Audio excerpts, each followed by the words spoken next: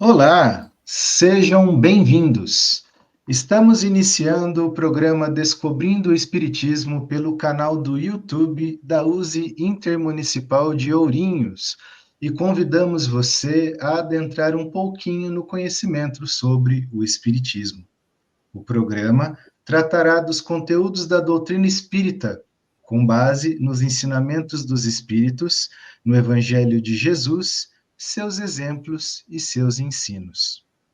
A USE Intermunicipal de Ourinhos, órgão da União das Sociedades Espíritas do Estado de São Paulo, é responsável pela condução deste programa. Eu sou Kleber Moreira. Hoje abordaremos o tema Bem-aventurados os misericordiosos, porque eles alcançarão misericórdia. Nós podemos encontrar esse texto lá em Mateus, no capítulo 5, versículo 7. E para nos ajudar a explorar um pouco mais este tema, convidamos Cidinha Casagrande, colaboradora do Movimento Espírita em nossa cidade. Seja bem-vinda, Cidinha. Oi, Kleber, obrigada. Bom estar aqui novamente e hoje contigo, né? Conduzindo aí os nossos questionamentos. Isso mesmo. A Luciana não pôde estar presente conosco e eu vou conduzir o programa no lugar da Luciana junto com a Cidinha. Lembrando aos nossos amigos do YouTube que essa bem-aventurança, ela é uma continuidade do programa do episódio número 37, que foi apresentado o Sermão da Montanha. A partir do episódio 38, então, nós estamos trabalhando cada uma das bem-aventuranças. E hoje, Cidinha, para a gente poder explorar essa bem-aventurança, eu pergunto para você, o que significa misericórdia? Tá? Segundo o dicionário Wise da língua portuguesa, ele dá três definições para essa palavra misericórdia, três formas. Então, uma delas é: misericórdia seria um sentimento de dor e solidariedade com relação a alguém que sofre uma tragédia pessoal ou que caiu em desgraça. Seria dó, compaixão, piedade. Outra conotação que ele dá seria um ato, misericórdia seria um ato concreto de manifestação desse sentimento da misericórdia, seria como o perdão, a indulgência, a graça, a clemência. E também ele coloca como exclamação de alguém que pede que o livre de castigo, de ato de violência ou de morte, seja misericordioso comigo, né? Às vezes a gente até usa esse termo. Exato. Bom, entendemos agora que é misericórdia. É, qual é a origem, então, da bem-aventurança? Felizes, né? Bem-aventurados os misericordiosos, porque alcançarão misericórdia. Para os estudiosos, essa bem-aventurança, ela teria origem na citação de Salmos, capítulo 18, versículo 25, que diz assim, ó: como benigno te mostrará benigno, e com o homem sincero te mostrará sincero. Quer dizer, né, que é bom para ti, você também vai ser bom para o outro. E sendo que mais tarde, Paulo de Tarso, em duas epístolas, ele também se referiu, né, dentro disso, lá, o Colossenses, no capítulo 3, versículo 13, ele vai dizer assim: suportando-vos uns aos outros e perdoando-vos uns aos outros, se alguém tiver queixa contra outro, assim como Cristo vos perdoou, assim fazei vós também. E em Efésios, capítulo 4, versículo 32, ele disse: antes sede uns para com os outros benignos, misericordiosos, perdoando-vos uns aos outros, como também Deus vos perdoou em Cristo. E demonstra então isso, que para sermos alvos da misericórdia divina, nós devemos ser misericordiosos. Mateus também, no capítulo 18, versículo 23 a 35, ele vai narrar a parábola do credor incompassível. Então, que é aquele credor, aquela parábola que todos nós conhecemos de uma certa forma, onde um rei perdoa a dívida de um seu servo que devia, né, liberta, que ele pede compaixão, misericórdia, ele perdoa, mas esse servo saindo à rua encontra com outra pessoa que também tinha uma dívida para com ele, e ele cobra, ele não tinha dinheiro, ele manda prendê-lo. Então, ele não usou de misericórdia. O rei, sabendo disso, volta atrás no seu ato de misericórdia que tivera com aquele credor e manda colocá-lo na prisão. Então, por isso, quando nós vamos vendo isso, a gente vai percebendo que para nós sermos alvos da misericórdia divina, nós devemos ser misericordiosos, né? Porque é necessário, porque se a gente não tem misericórdia para o outro, mas queremos que o outro tenha para conosco. Então, esses ensinamentos, exatamente isso, para que a gente aprenda, né, a perdoar, a ser indulgente, a ser misericordioso para com o outro. É interessante essa resposta, né, Cidinha? Porque nesse sentido implica uma reciprocidade, né?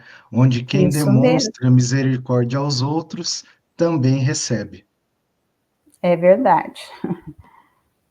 Muito bem, excelente explicação. A misericórdia é uma das virtudes, então, que o homem deve desenvolver? Sim, a misericórdia é uma das virtudes que o homem deve desenvolver. Por quê? Com a misericórdia, outras virtudes, elas se ampliam naturalmente. Então, nós vamos estar envolvidos nessa amplitude com a compaixão, com a fraternidade, com a tolerância e com o perdão. Então, a misericórdia, Kardec nos fala no Evangelho segundo o Espiritismo, é o complemento da brandura, porque aquele que não for misericordioso não poderá ser brando nem pacífico. Então, ela consiste no esquecimento e no perdão das ofensas. O ódio e o rancor denotam uma alma sem elevação e sem grandeza. Então, é importante, sim, nós precisamos desenvolver a misericórdia em nossas vidas para vivermos melhores, né? Exatamente. Então, é uma virtude que nós precisamos trabalhar em nós, né? Isso mesmo. A mensagem de Jesus altera os preceitos antigos? Não, a mensagem de Jesus, ela não altera os preceitos antigos, mas ela atualiza esses preceitos, mostrando em todos os instantes que ele esteve entre nós o sentido espiritual, moral e ético da sua grandiosa mensagem de amor.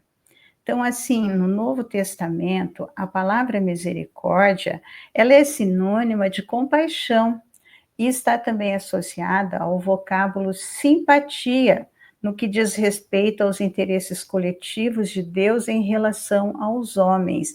Então, na realidade, nós entendemos quando a gente fala assim, Deus é misericordioso, Deus é simpático, né, a nós, digamos assim, também nessa misericórdia, quando nós pedimos para ele, sabemos que ele tem mesmo, né, misericórdia para conosco. Então, a misericórdia, ela é o ato de tratar um ofensor com menor rigor do que ele merece. Trata-se, então, do ato de não ampliar um castigo merecido, de aumentar o castigo da pessoa. Tá, ter sempre ver com mais brandura, digamos assim.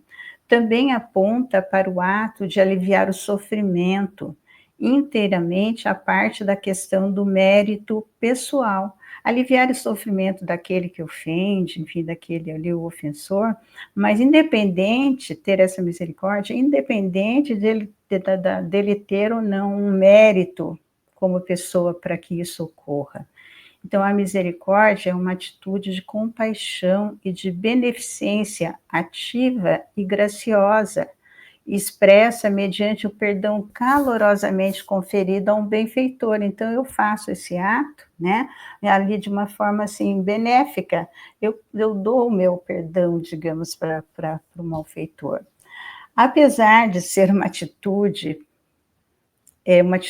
apropriada somente a um ser superior ético, não denota, assim, uma fraqueza, um temor, e sim um amor, desejando restaurar o ofensor e mitigar e, se não mesmo omitir, o castigo que esse ofensor merece. Quer dizer, a gente sabe que para ser misericordioso, vamos pensar, teria que ser na palavra, mesmo na vivência, a gente sempre tem essa ideia de que tem que ser um ser superior, numa ética superior. Mas o fato de nós utilizarmos de misericórdia não quer dizer que a gente tem uma fraqueza, um temor diante daquele ofensor, não. É sim um amor que nós temos e desejando para aquele, né, tentando restaurá-lo, auxiliá-lo para que ele possa se recompor. A explicação foi maravilhosa, Cidinha. Me remete, inclusive, né? Jesus ele disse que ele veio para dar cumprimento às coisas da lei, né? E Isso, não alterar nada, né? Então trazer e ação não, para isso, né? é isso E, mesmo. E ele fez isso bem, né, com seu ato de amor, a forma como ele mostrou, né, Kleber? Exatamente. Eu até separei aqui dois exemplos para ilustrar essa resposta maravilhosa que você deu. Ele demonstrou misericórdia em várias ocasiões, né? Mas tem duas, né? Quando a mulher é apanhada em adultério, que está lá em João É, capítulo 8, versículos 10 e 11, né? Nem eu também te condeno, vai-te e não peques mais, né? olha que E lindo também, isso. que lindo isso, né? É, Eu não vou te condenar, porque eu vou te julgar, né? é Quem sou eu para te verdade. julgar?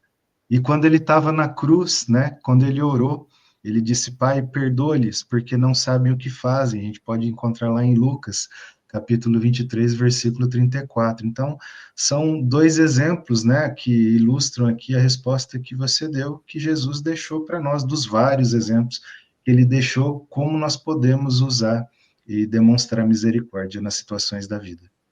É verdade. O não julgamento e o perdão, muito importante, né, para que a gente exercite a misericórdia em nossas vidas. Isso mesmo. Cidinha, nos dias atuais, nós necessitamos exercitar a misericórdia? Oh, nos dias atuais, mais do que nunca, nós necessitamos exercitar a misericórdia como um ato de compaixão ante a imensa crise moral que afeta a humanidade terrestre.